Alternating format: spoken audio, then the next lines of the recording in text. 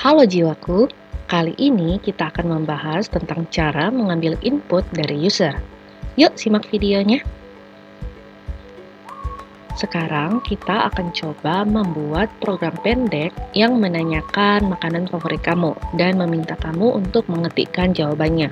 Kemudian kita print kalimat pendek yang menggunakan inputan itu. Untuk melakukan hal ini, kita menggunakan metode input. Jadi, pertama-tama kita deklarasi dulu sebuah variabel makanan, di mana variabel ini punya fungsi input. Fungsi input ini disusul dengan tanda kurung, dan di dalam tanda kurung kita tuliskan apa makanan favoritmu. Nah, fungsi input ini akan mengeprint kalimat di dalam kurung, dan ia akan menunggu user memberi balasan atau memasukkan nilai. Nilai yang nanti dimasukkan user inilah yang akan tersimpan di dalam variabel makanan. Kira-kira seperti itu. Sesudah kita memasukkan apa makanan favorit kita, nanti misalnya kita masukin rendang, kita ingin agar ada pesan muncul seperti misalnya aku juga suka rendang. Caranya adalah kita print, lalu di dalam tanda kurung tambahkan tulisan aku juga suka, lalu koma, dan diikuti dengan variabel makanan. Selain menggunakan koma, kita juga dapat menggunakan operator plus dan diikuti dengan variabel makanan. Nah, di video sebelumnya kita kan sudah bahas tentang operator plus ini. Jadi selain digunakan dalam operator matematika, operator ini juga bisa digunakan untuk menggabungkan string. Jadi di sini kata yang tadi kita input ke variabel makanan akan digabungkan atau didekatkan ke kalimat aku juga suka. Nah, kalau gitu sekarang langsung aja ya kita coba run program ini untuk lihat apa yang terjadi. Setelah kita run, di terminal akan muncul pertanyaan yang tadi kita tentuin, yaitu apa makanan favoritmu. Sekarang kita ketikkan rendang dan nanti kita akan enter.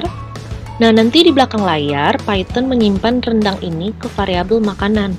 Kemudian dia lanjut mengeksekusi line kedua, itu line print, sehingga di terminal ketika kita enter akan mendapatkan pesan aku juga suka rendang.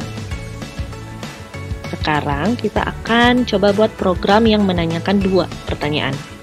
Pertama, dia menanyakan makanan kesukaan, kemudian kedua dia menanyakan minuman kesukaan. Sesudah itu, print kalimat aku suka rendang dan teh manis.